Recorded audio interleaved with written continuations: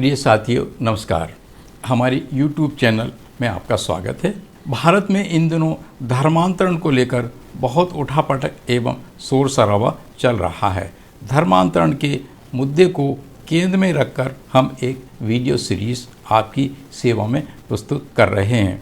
इसकी पृष्ठभूमि एवं महत्व के विषय में हम वीडियो सीरीज के प्रथम एपिसोड में बता चुके हैं। प्रश्नागत विषय पर हमने एक आलेख तैयार किया है।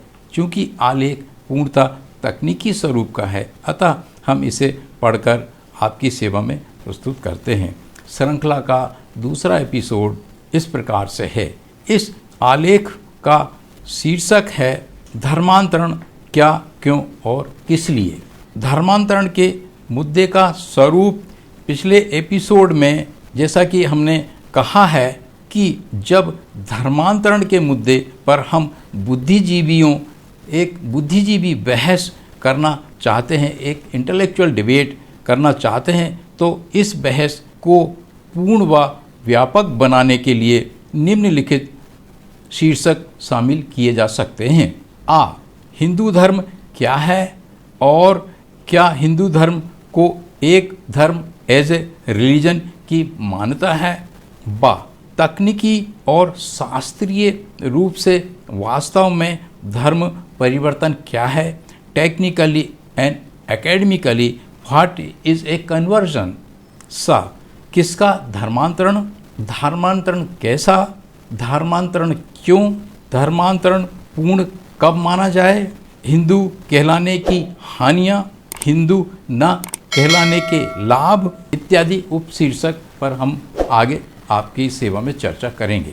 अब यहाँ पहला बिंदु होता है हिंदू धर्म क्या है और क्या हिंदू धर्म को एक धर्म एज ए रिलीजन की मान्यता प्राप्त है।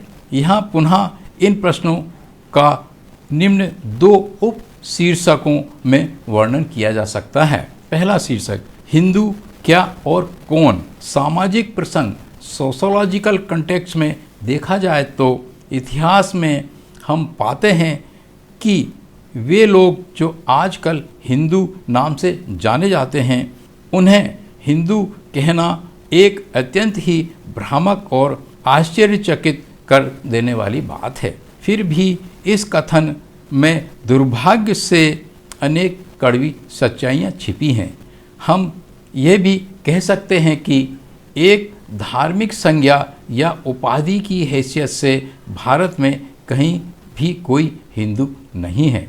ऐसा इसलिए कि हिंदुओं के पवित्र धर्म ग्रंथों, स्मृतियों और वेदों, जो कि हिंदूवाद की रीढ़ की हड्डी माने जाते हैं, में हिंदू शब्द कहीं भी नहीं आया है और कहीं भी नहीं पाया जाता है।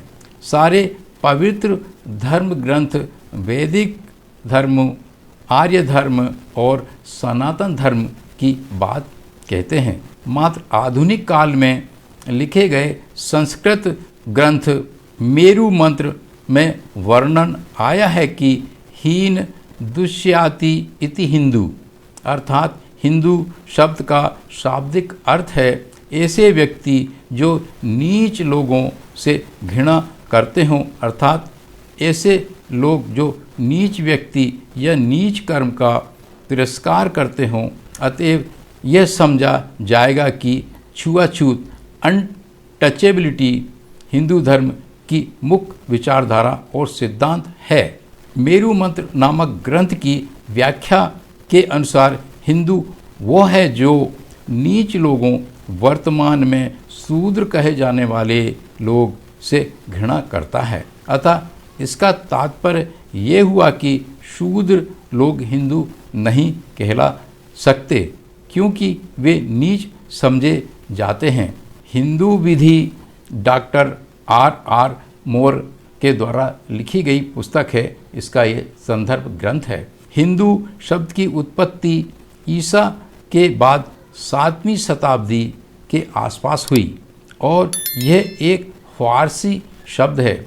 उत्तर पश्चिम से आए मुगल आक्रमणकारियों ने हिंदू शब्द का प्रयोग अपने सामाजिक, राजनीतिक और सांस्कृतिक विषयों, कार्यकलापों को भारत में रह रहे लोगों से पृथक संदर्भित करने के उद्देश्य से किया था। भारत में इस्लाम का सर्वप्रथम प्रवेश हिंद महासागर से हुआ। मुस्लिम हमलावरों के पहले से ही कुछ शताब्दियों पूर्व इस्लाम केरल में आ गया था। अरब के व्यापारियों ने भारत की सर्वप्रथम मस्जिद केरल के समुद्री तट पर निर्मित की थी। ईसाई धर्म भी भारत में सर्वप्रथम केरल से ही होता हुआ आया है। हिंदू जो एक अरबी शब्द है के 3 अर्थ हैं। पहला अर्थ अधीन किए गए लोग या गुलाम दास। 17वीं शताब्दी के दरमियान यह माना जाता था कि सभी लोग राज्य के नौकर उस प्रकार से नहीं जैसा कि आजकल है होते हैं। मुस्लिम राजाओं ने हिंदू शब्द का प्रयोग मुस्लिमों के अतिरिक्त अन्य उन जन समुदायों को जो भारत में रहते थे को अपने से पृथक अभिव्यक्त या संदर्भित करने के लिए किया, जिन्हें वे अधीन, जिसको विजित या सब्जेक्ट कहते हैं, कर लिए गए थे या कि गुलाम बना लिए गए थे।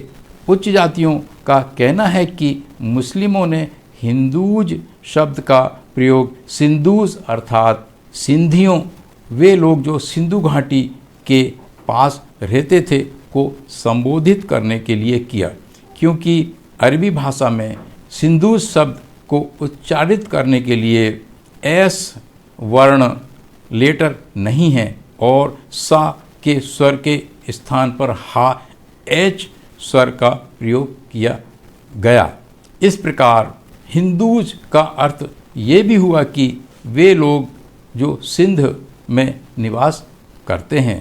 हिंदू की इस दूसरी व्याख्या तात्पर्य को हम फिलहाल स्वीकार कर लेते हैं, किंतु ये व्याख्या केवल एक सच्चाई को झुठलाने और उसमें उलटफेर करने जैसी है।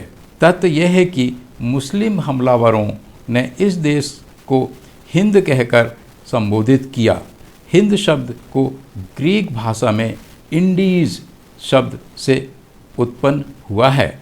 इंडीज का अर्थ होता है द्वीप और भारत के संदर्भों में भारत द्वीप यानी कि इंडिया। जब आर्य इस देश में आए तो उस समय यह देश झारखंड कहलाता था, जिस पर झारखंडी राजाओं का राज था। इसके पूर्व इस देश को जम्बू द्वीप के नाम से जाना जाता था। हिंदू कुश पर्वत श्रृंखला अथवा हरिद्वार के पास आर्यों ने मूल झारखंडी राजाओं को खदेड़ कर एक छोटे से राज्य की स्थापना की थी, जो आर्यव्रत या भारतवर्ष के नाम से जाना जाता था। इसमें आर्यों का प्रधान चीफ इंद्र अपनी रंभाओं, उर्वशियों और मेनकाओं के साथ शासन करता था। तीसरा बिंदु, हिंदू शब्द का तीसरा अर्थ जैसा कि उच्च जातियां कहती हैं, इसके धार्मिक परिप्रेक्ष्य से है। इस प्रकार हिंदूज के 3 अर्थ हुए, जो इस प्रकार हैं। पहला, गुलाम दास सब्जेक्ट्स, सिंध में रहने वाले और अथवा हिंदूज हिंदुइज्म के अनुयायी। कुछ भी हो, मुस्लिम राजाओं ने इस नाम को क्यों दिया? क्या हिंदुओं का भारतीय इंडियंस का उस समय कोई नाम नहीं था? जब मुस्लिम इस देश में आए, पूर्व में वे किस नाम से जाने जाते थे? केरल के मुस्लिम उन्हें किस नाम से पुकारते थे? इन सब बातों की अलग से विस्तृत व्याख्या की आवश्यकता है। प्रिय साथियों, इस प्रकार इस वीडियो सीरीज़ का यहाँ दूसरा अंक समाप्त हुआ। हमारे साथ बने रहने और वीडियो को पूरा देखने के लिए बहुत बहुत धन्यवाद। अगर आपको लगता है कि हम कुछ गंभीर और मौलिक विषयों पर चर्चा कर रहे हैं और आपके ज्ञान में वृद्धि कर रहे हैं, तो कृपया हमारी इस चैनल को सब्सक्राइब करने, शेयर करने और लाइक करने का कष्ट करें। हमारे साथ बने रहने के लिए पुनः धन्यवाद। नमस्कार।